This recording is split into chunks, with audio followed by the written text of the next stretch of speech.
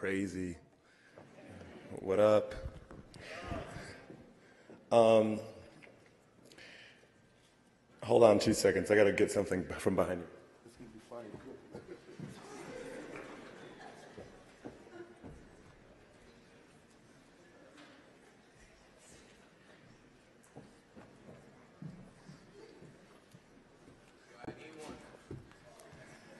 I'm back. So, you hear these stories all the time of like a creative or someone that you look up to and like how their story started and like the stumbling blocks or like little hurdles that were in the earlier part of their career. And the ironic thing about me standing here talking to you guys is that you guys have already beat me on one clear principle, is that you got accepted into RISD because I did not. Which is cool, no hard feelings. But I really did want to come here because from the point that I was as a young sort of kid with ambition, I just knew that I wanted to create. And I knew that I needed a place to learn how to do that. And what I love about higher education and the importance of it to like this younger generation of all of us collectively is this is like a safe haven to sort of foster and learn skill sets that'll be with you for the rest of your life.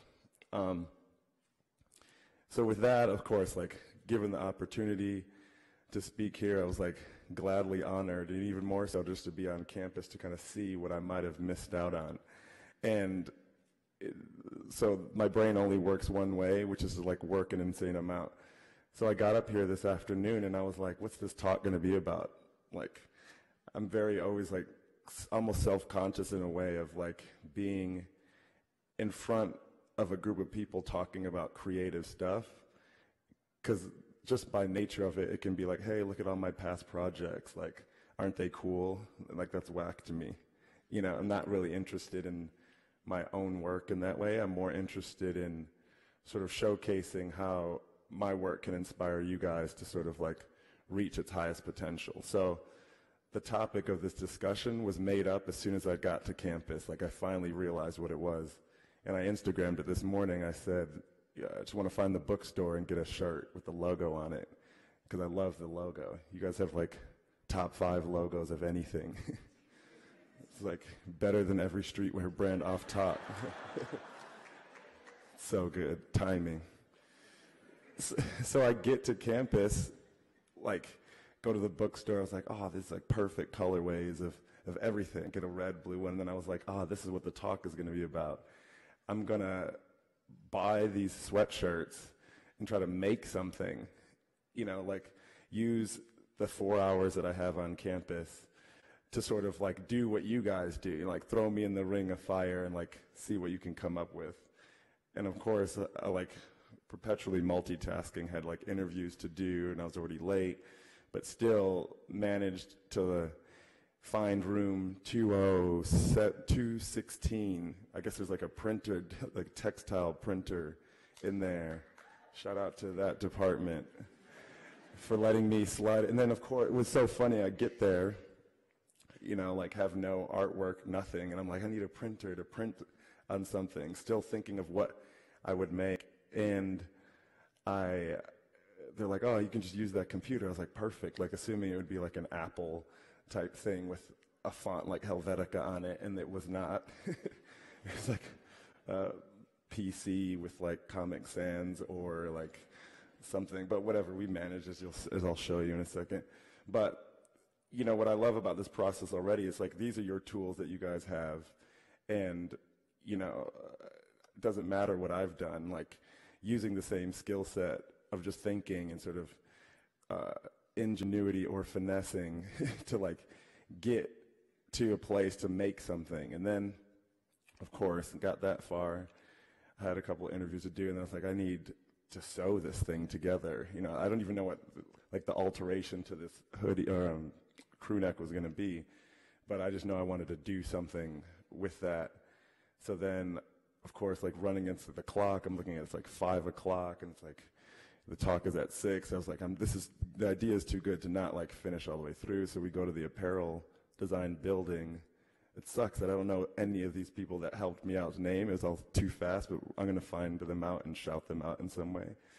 But this like super eager girl comes walking out to come to see the talk, and she opens the door, and I was like, hey, I need you. You have to come back and help me sew this idea together that I still don't have in my head exactly yet. And then we just kind of like started the Instagram live video, and with all the kids that were sitting in the sophomore apparel design sort of lab sort of like helped me put this idea together, which, of course, you know, it's 4 hours, but I'm really proud of it, and it's probably going to be in the next like Off-White collection for sure.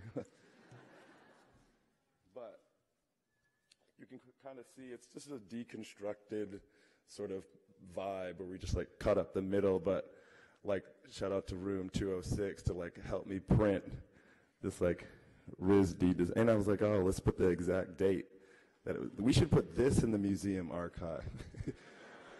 Like, you should challenge every designer who comes and speaks to like go through the gauntlet and try to like do something.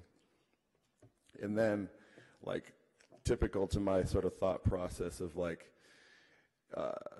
working yourself to like a maximum is that's where you get the good ideas and the challenge. Like halfway through the day, I was just like, that was a good idea, but I'm not going to be able to execute it, so like I'll just give up on it. I never say that to myself. And while I was sitting halfway through an interview, I was like, we just got to do it. There's no failure, you know. So that's something that I would like preach and take as a takeaway for all you guys in this point in your career is that perfectionism doesn't advance anything, ironically. As a creative and as a designer, there's no wrong way to go about the future of your career. The only failure is not to try, you know, and I think that designers, we all have like or creators or artists, we have a natural convention to sort of be maybe tormented, or a little bit of like an inner struggle. Is the work living up to its fullest potential, or is it, you know, is it as great as the work that you idolize from your design idols? But at the end of the day, it's your body of work, and it's the amount of work and the refinement of that work that'll define who you are as a creative. So, you know, just by this challenge of like not being fearful of perfectionism, of being able to do it, then I resulted in not just one idea that I wanted, but two. So I'm sitting here, I'm looking like at the resources that you guys have. And, you know, this is the beginnings of like an idea that I'm really excited about, but this transparency layer that has the same branding that I love, that keeps reappearing, that's yours. But the idea is like this is just a garment bag that was sitting up against a wall, and I was like, my original idea was to try to make like a raincoat really fast.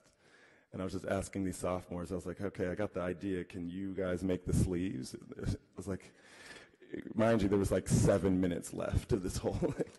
But, you know, what I love about showing you guys is like, A, this was made in collaborations with students that were just like sitting in a classroom, but B, it's the way that the world works, you know, and these are things that you don't learn in school, that I didn't know until, you know, where I'm at, like 15 years of like a young design career, is that collaboration is sort of the essence at which good work comes about. You know, as designers and artists, you always like look at the credit and you kind of only see like one person's name, but it's about the interconnectedness amongst yourselves that'll actually bring out new forms of work that'll like propel your career even further. So that's the sort of just microcosm of the day. You know, I'm proud because that was a way to sort of like understand the pace that which RISD moves and the pace that which like, you know, contemporary design culture in America, and it's super promising. So of course, the title of this talk is theoretically speaking, you know. And what I wanted to do is sort of talk about sort of one sort of organizing structure that I think is valuable. Something that I've learned is that when I started out, and I still am, I was always designing a thing, you know, providing a solution to whatever it was, whether it's a piece of furniture, whether it was an album cover, whether it was a stage design or a t-shirt or a brand. And then because I was doing that in succession, I sort of got into this nuance of not designing the thing anymore, but designing a presiding construct, you know, a thought process. And then the things start to design themselves.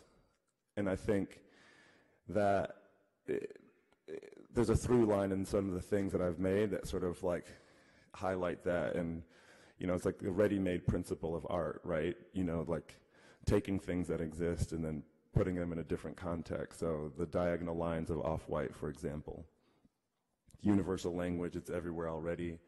It's almost like unbrandable. It's like you can't take ownership of something that's universal, but in a way you can.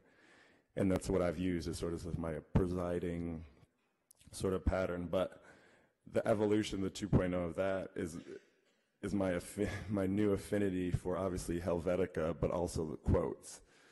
You know, it's like doing Photoshop on your phone and an Instagram comment. Like I was just like scrolling through, like, you know, the emojis or whatever, just to sort of like find a voice to brand something that's readily available. So it's like almost to an annoying effect, using quotes to sort of like self-reference something or continue to define something by making you look twice at the word and look at it sort of like opposite in a way. So let's see here. I got a clicker with a couple slides to go through. And the idea with this talk is I'm interested in the dialogue. So I'm just presenting a few things, and then it's going to be opened up for a few questions and concepts about how I think about design.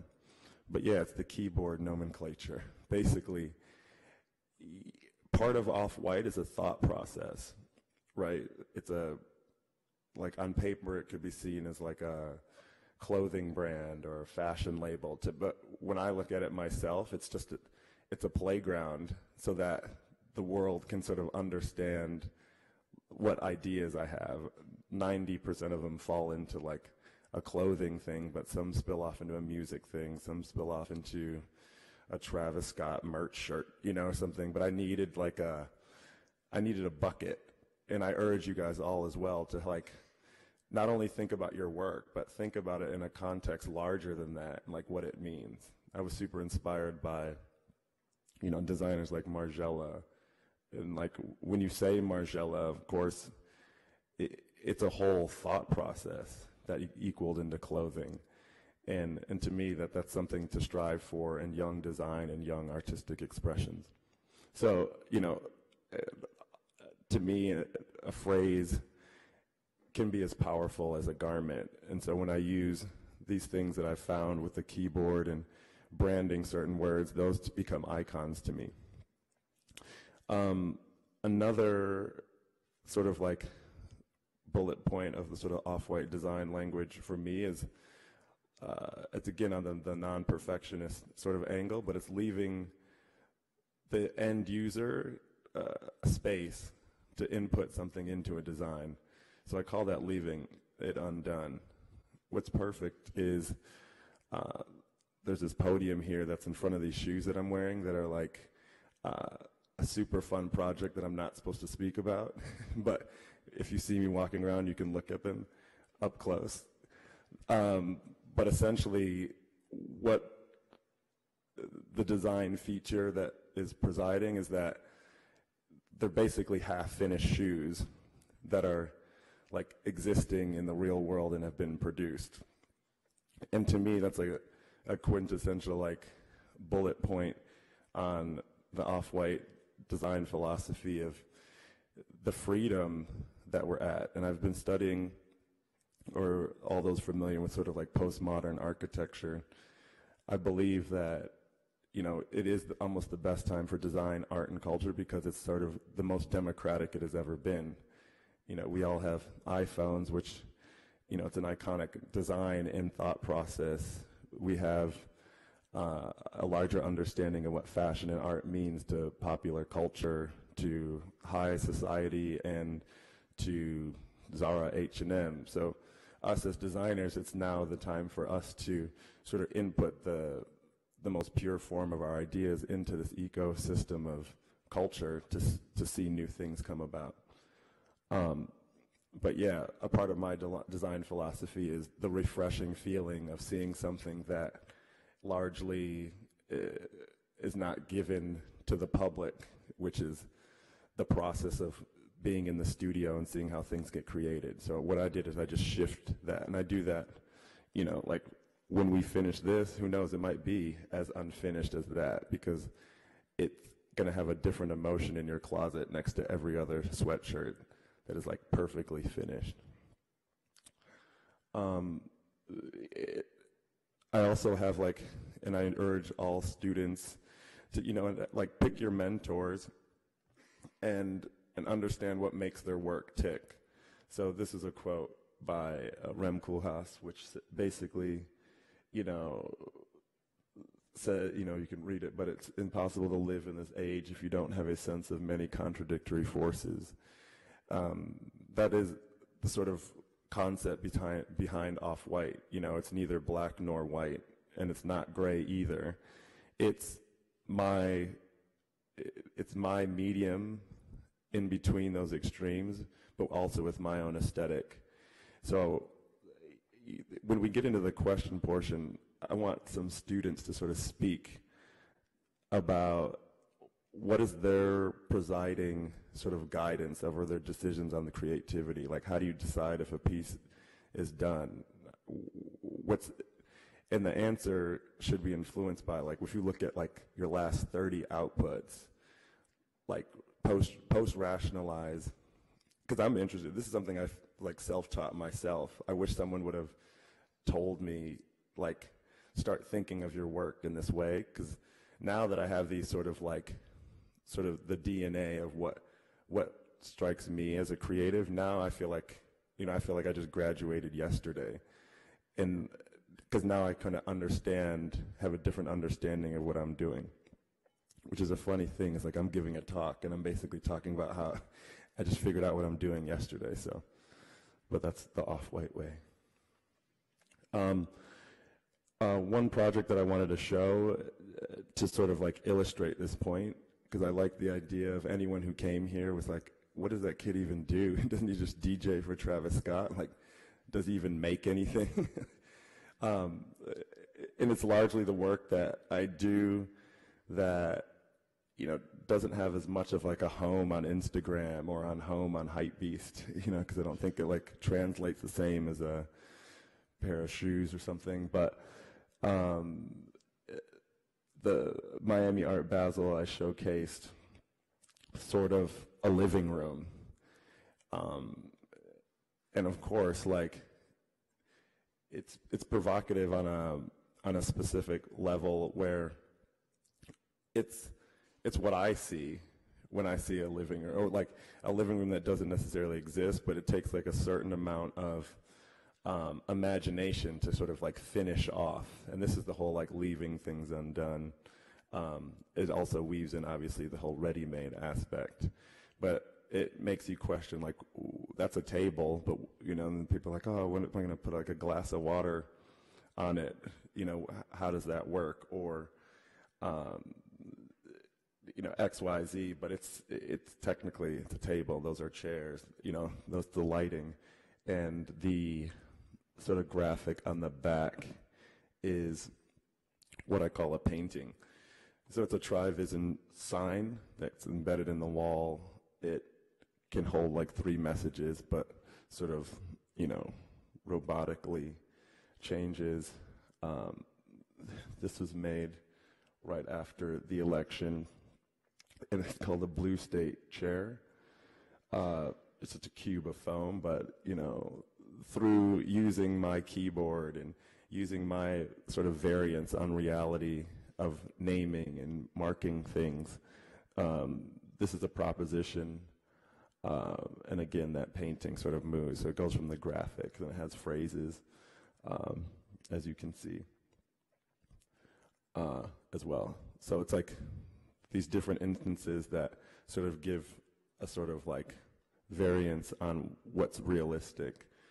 But coming from where I come from as like as a creative person, I like, and I challenge as well, students to sort of work in a genre-less sort of space. You know, just if you're in the illustration department doesn't mean that you shouldn't be have ideas in apparel or film, and you know, there's basically no boundaries in the real world. You can catch a check from like 17 different creative industries, so you guys are about to be rich. If you work hard, you know, I think the amount of freedom that you guys will interface in this new world, I feel that creativity is like highly valued in all different industries. So, you know, keeping your eyes open to those things. As I wrap up, I think I'm interested to sort of like hear what's the contemporary train of thought amongst you guys as students at what you're seeing being output into the world. You know, I think there's could be an interesting dialogue about that. But in spirit of keeping my sort of presentation brief so that we can sort of get into a cool dialogue, we can put a pause on that here.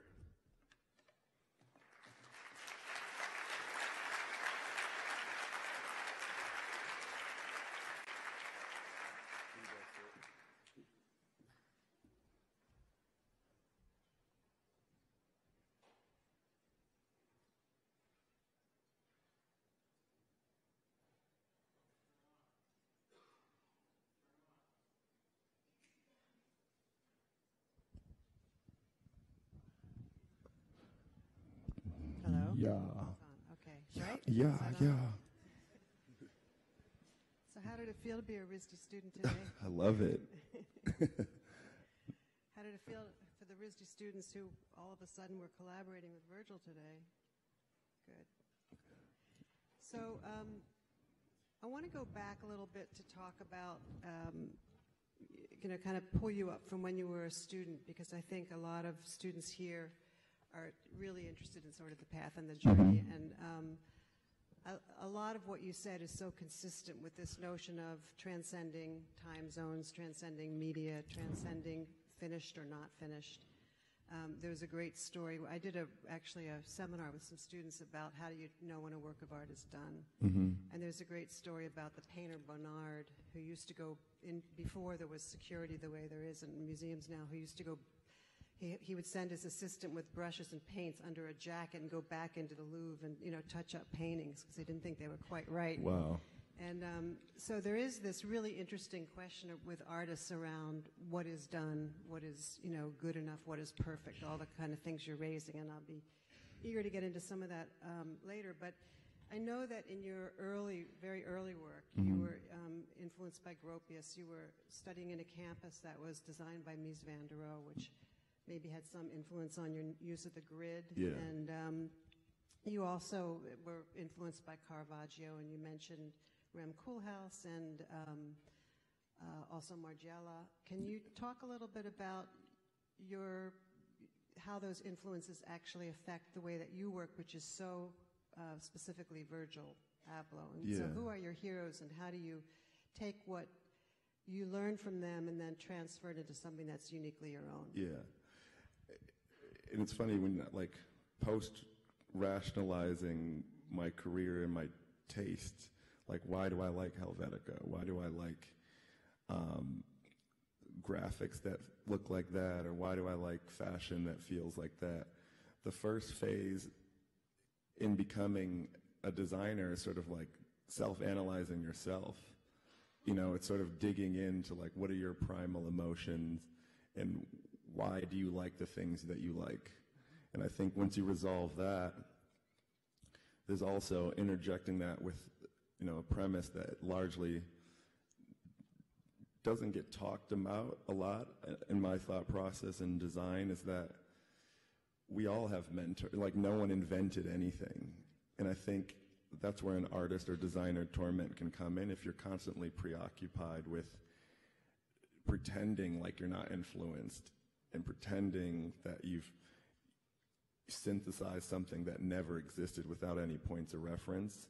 Then that becomes a more dangerous sort of space as you try to like get to your core to go forward. So for me, I have just those clear influences, but the power of this room and us that can have the luxury to look back is that we can offer a 2.0 to every idea that was, if we thought of creativity like tech, it's like, without the iPod 1, would we have gotten to the iPhone 7?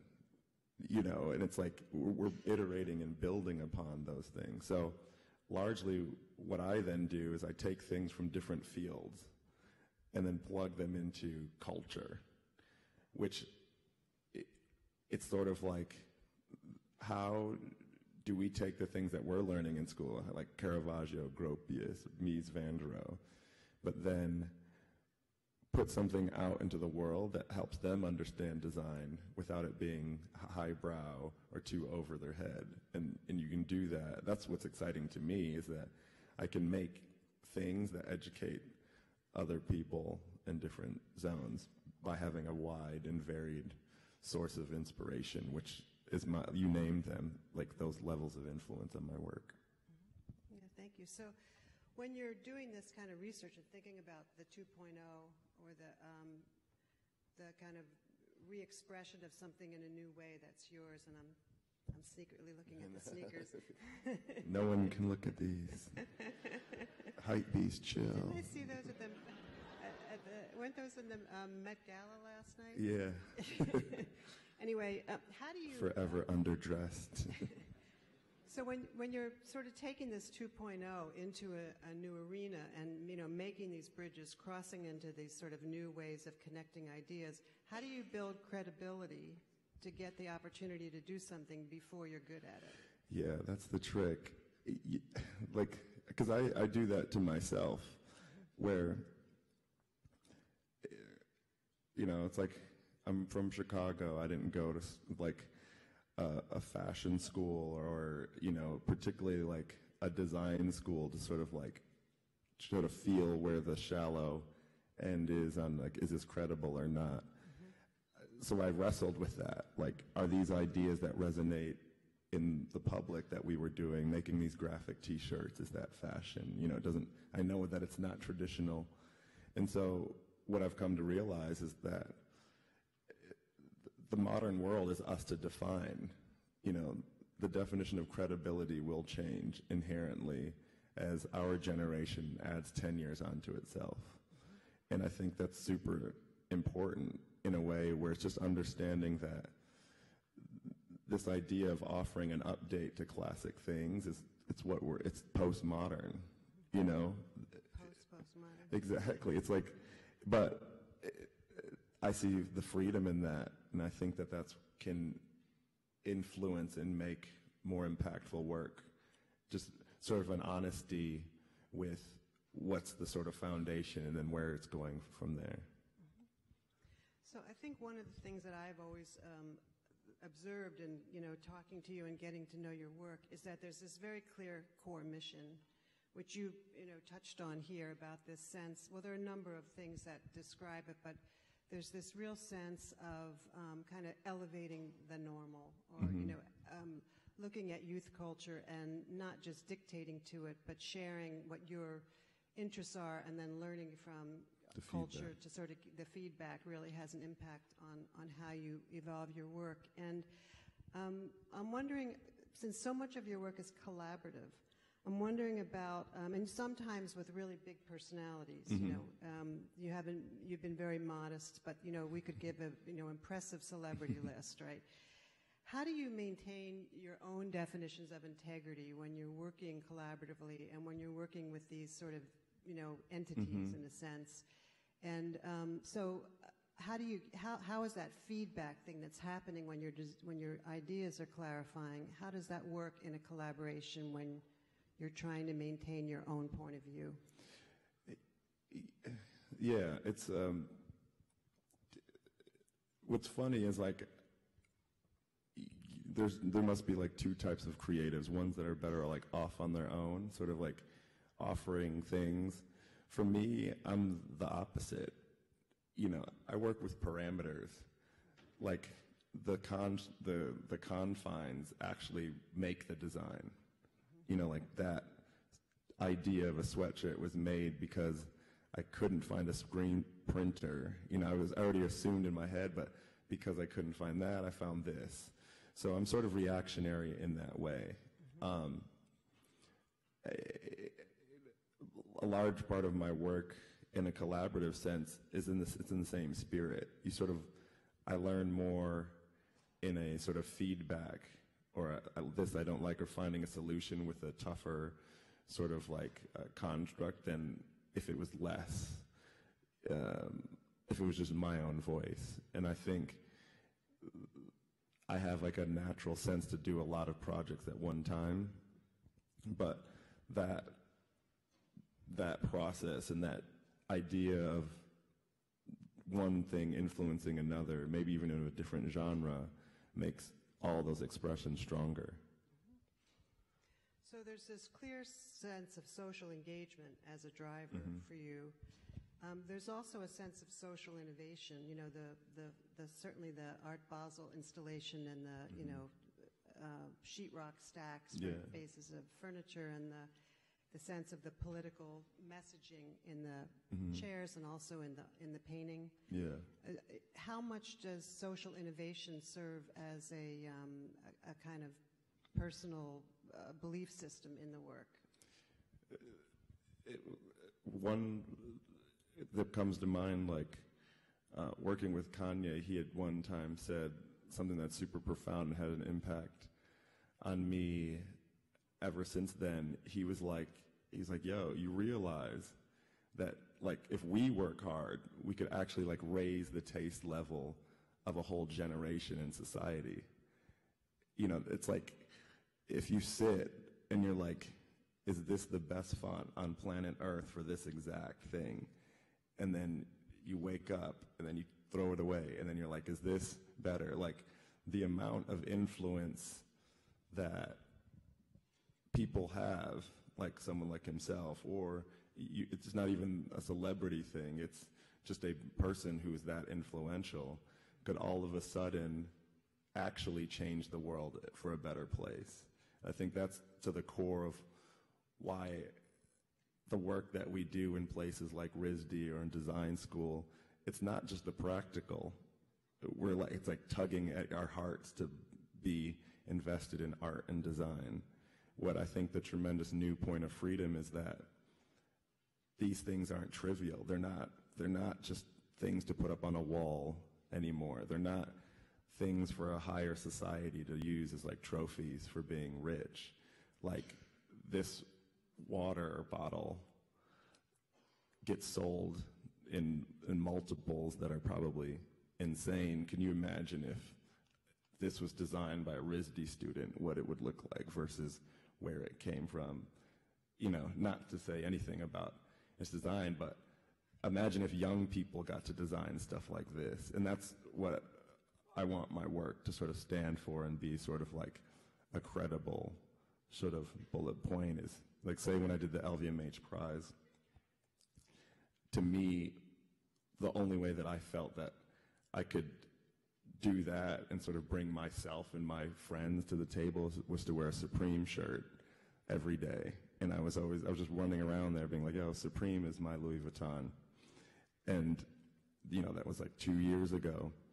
And while I was doing that, you know, it was insane because like your work is being judged by like every best living designer, you know, and sponsored by, you know, the world's most prestigious luxury fashion house. So it was a super honor to me to be a part of that. And the first person to sort of critique my work was Marc Jacobs. Just like, I was like, oh, that's cool. What's up? And he looked at my T-shirt, and he was like, I immediately get it. He was like, that dot just got connected. He's like, so when a young kid in New York shows up to my office wearing a Supreme hat, he's like, I understand that you're coming from a different point of fashion design and culture, but me being there in that system and showing the work means that now that link is connected. You know, like, this is a new format for fashion design. I've brought it to this juncture, and then now the establishment can like look down and understand its value and say, give a kid a shot that comes from a different niche culture that can influence design. So that, in a nutshell, is what I think is inspiring about this, where we're going to go in the next 2, 3, 10 years.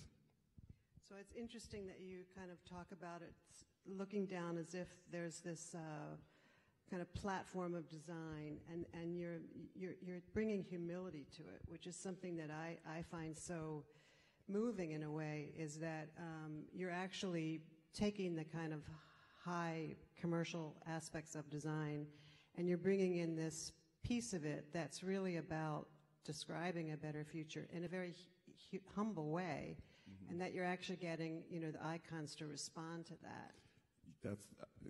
And that's like what before I was just designing things. I was like, here's another shirt. And then that's why I was just focused on that. And then the power of design is much bigger than that.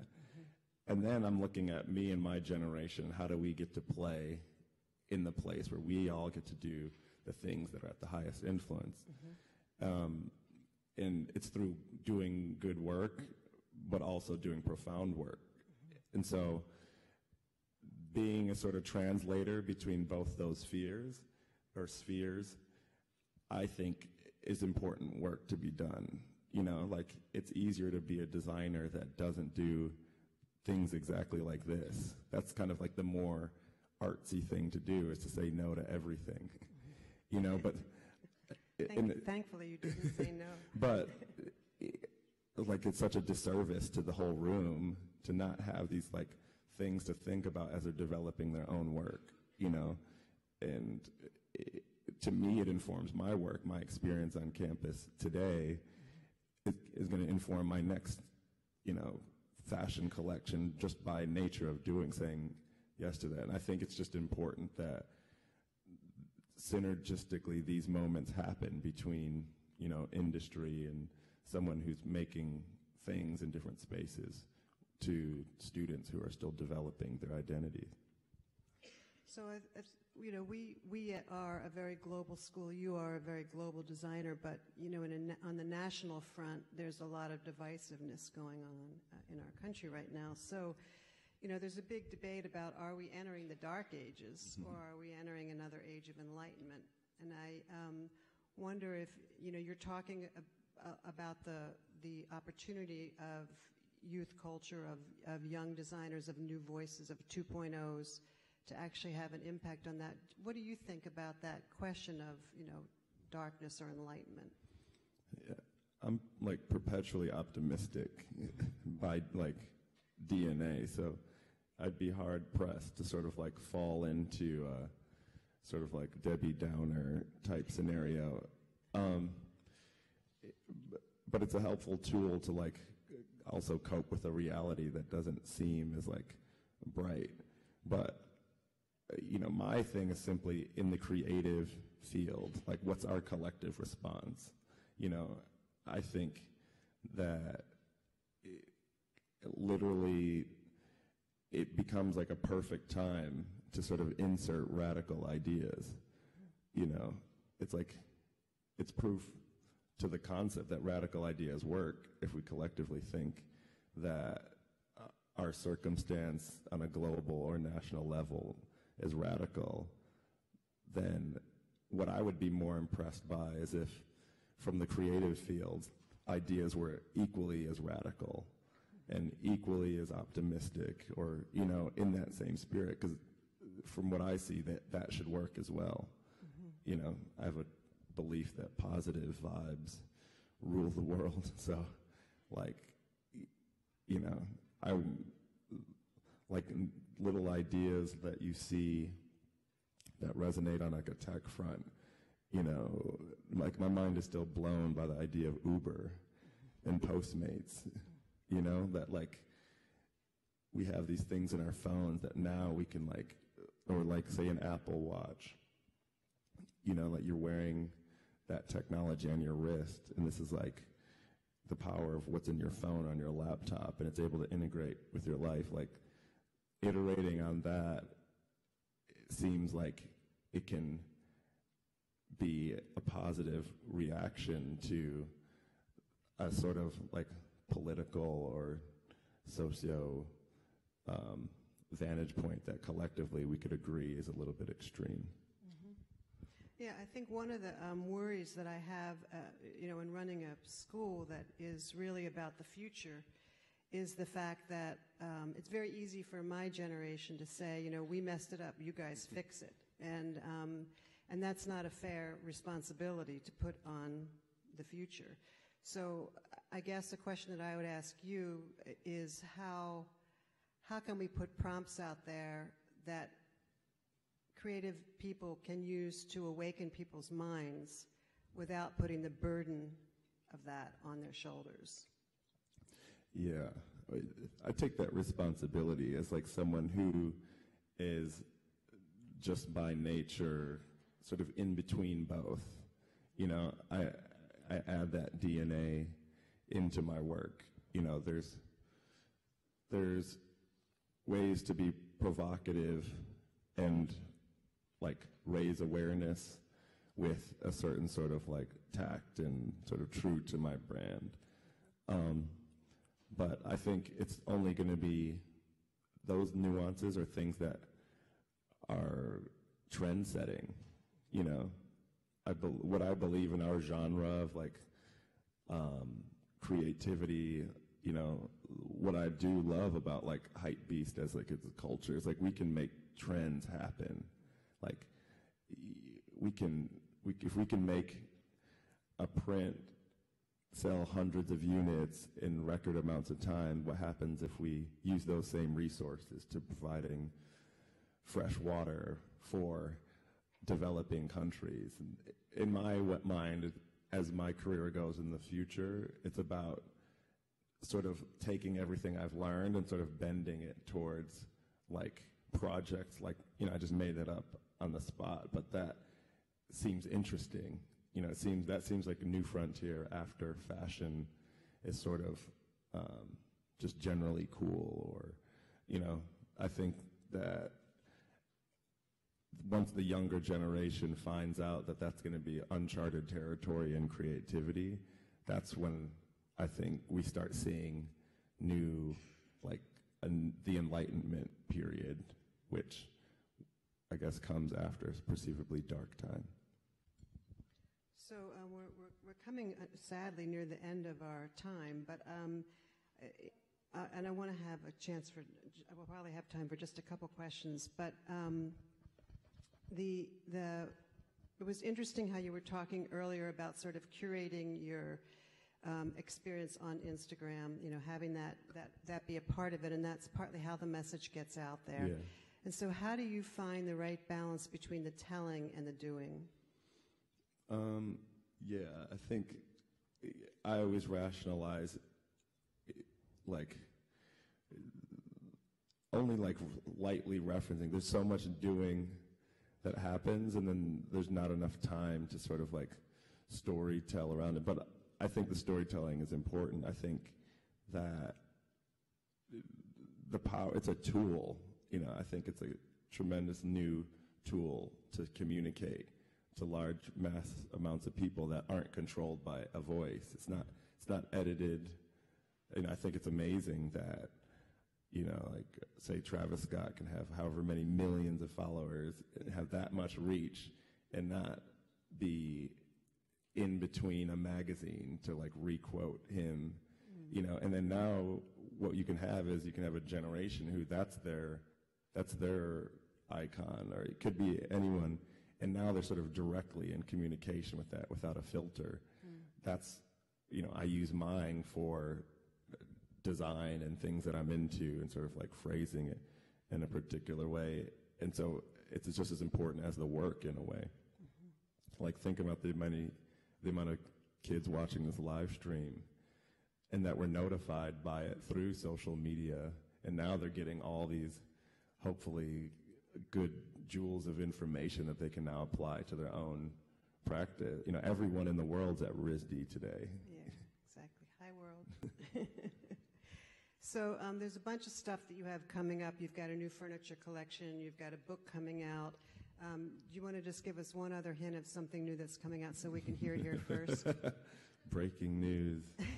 I get in trouble when I do that, so I'm learning my lesson. Okay. I already talked too much about the shoes. We won't put you on the spot, but earlier, because we really do, unfortunately, need to close, and I want to honor your request that you had earlier about something that you want to get from this audience. So if you could just sort of restate what it is you're looking for one or two students to tell you about. So this is the research portion now of the lecture.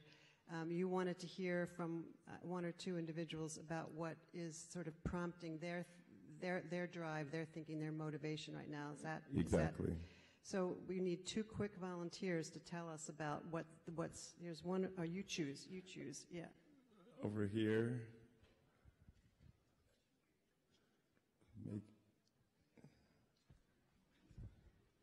Hi. What up? Thanks for coming to RISD. This was a super inspiring talk. Thanks. Especially what you were talking about things being unfinished. Yeah. Or like the idea of like taking from a field and like taking from like high art and then plugging it into culture. The way that you conceive of yourself as a maker is like very collaboratively rather than just like as an isolated maker. And I feel like what you were talking about, like being reactionary, is like a more realistic view of how we can actually create impacts with our design and artwork, because I feel like a lot of us, or the predominant like mindset of making right now is that we do have control of the resources, the materials that we have. We do have control over how it disseminates and how the audience perceives it. But what we don't actually realize is that there is most of the factors that we are doing is like out of our control in terms of like how it gets disseminated. Just for example, like in fashion, the use of it's created a lot of desirability for like high brands, but then one wouldn't anticipate the like proliferation of like counterfeit culture, and then or even like counterfeit culture pushed to the extreme. So what's driving you? That's the question. Okay, sorry, I'm like a bit rambling all over. I definitely resonate with what you're talking about, like design as a means of like facilitating different imaginations of social interaction, or just different ways of society organizing, like what you were talking about, like thinking about Uber as a like design prompt in the way that it organizes people and in the way that it distributes resources. And I feel like that's something that we're all really interested. But it was like what I meant with the like maker stuff, like the like people being like not conceiving yourself as like an individual maker, is also related to that, is because like by seeing that yourself existing in a network culture and having this responsibility to like have this like feedback loop, you're like like taking on the, not to say the burden, but the responsibility of the designer to create a better world. Yeah, I think, because what I'm interested, like when you guys are in your studios making stuff, are you sort of like, I'm just wondering, as do you think about it as like I'm trying to be an individual, or do you see yourselves as like, hey, our whole design studio is like iterating off each other and we're moving as a group towards an end goal? Like, do you look at your own work? I mean, I definitely feel like I conceive myself making as like existing in a network, but I also feel like that's not a view. That's like that's just starting to become. Yeah, but what I think sort of as we're going through this here, I'm realizing one of the most powerful new tools in creativity and design is to sort of like not take the sort of the DNA of what previous generations were and carry that through. I'm just kind of like, hey, I've seen something over the hill. Right. Is that every older sort of gatekeeper that you'll come across in every industry that you want to do, whether it be work at a fashion house or try to get hired here, that previous generation was cemented by certain facts. Right. One of those things were like, don't give the kids the information, you know, don't let them into that luxury store.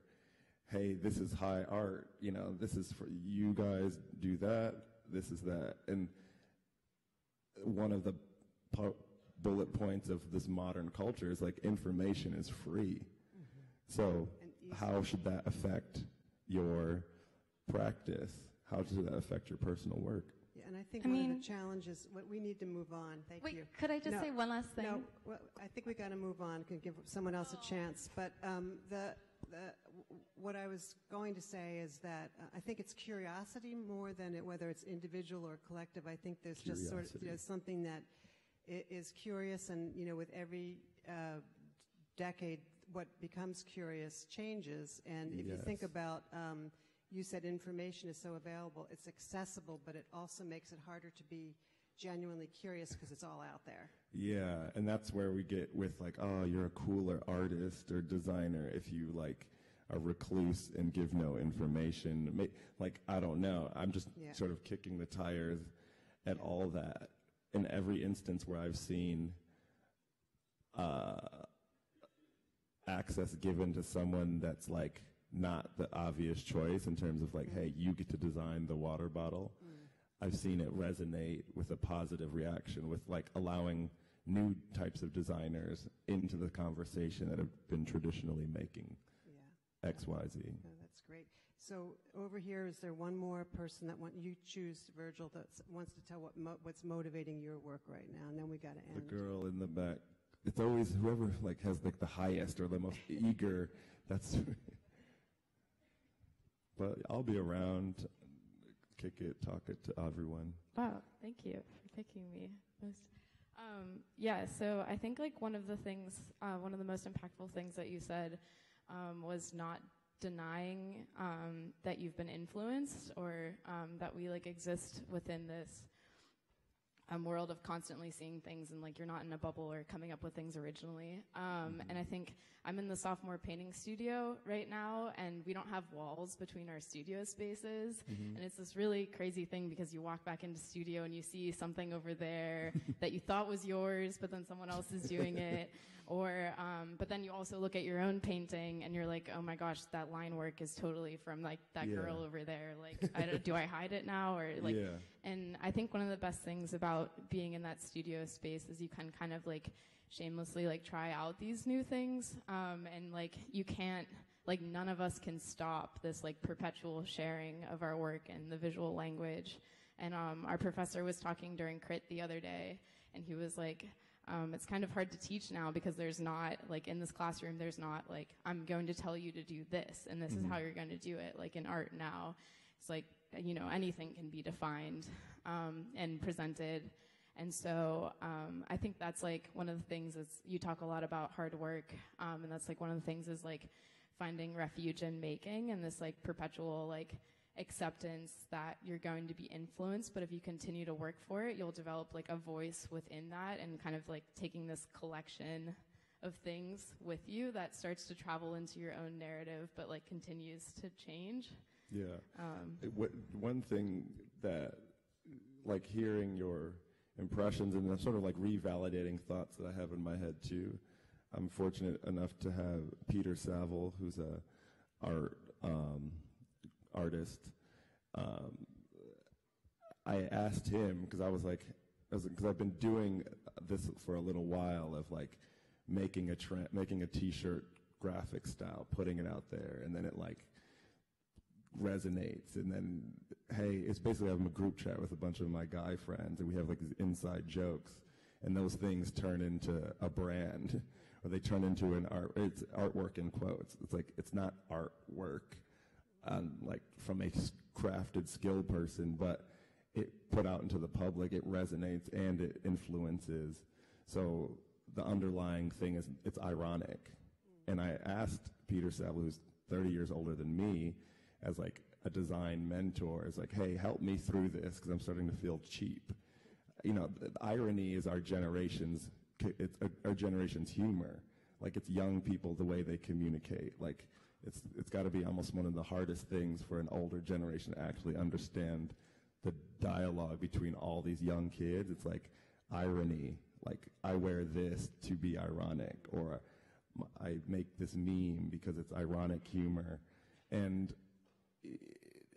that's like when you get in like postmodern, the idea is that this is the generational context. These are how we're making art. Like, your studio is an exact example of what happens when we're all on Instagram all day.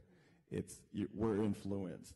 I think there's a tremendous freedom once the creative field and industry sort of accepts that this is the common, this is the way artists are influenced. They're looking at other things. They're seeing the highest, most amount of photos get taken of this sculpture. Every other artist is seeing it. You're either admitting to see it, and then you're making work, either in reaction or to sort of support a new idea. And that's where, in 10 years, we're only going to be influenced by more and more things if this is our way of communicating. So I'll just end with one thing, talking about this notion that you brought up and that you're echoing about commitment and discipline. And I just want to read you what was in my fortune cookie recently at a restaurant, which was, this was the best fortune I ever got, I think, other than one that said disregard all previous fortunes. Wow. Discipline is the refining fire by which talent becomes ability. So I'll just end on that. That's good. Did you save it? I did. All right, well, thank you all so much. And Virgil, thank you. It's been great. Thank you. Let's clap.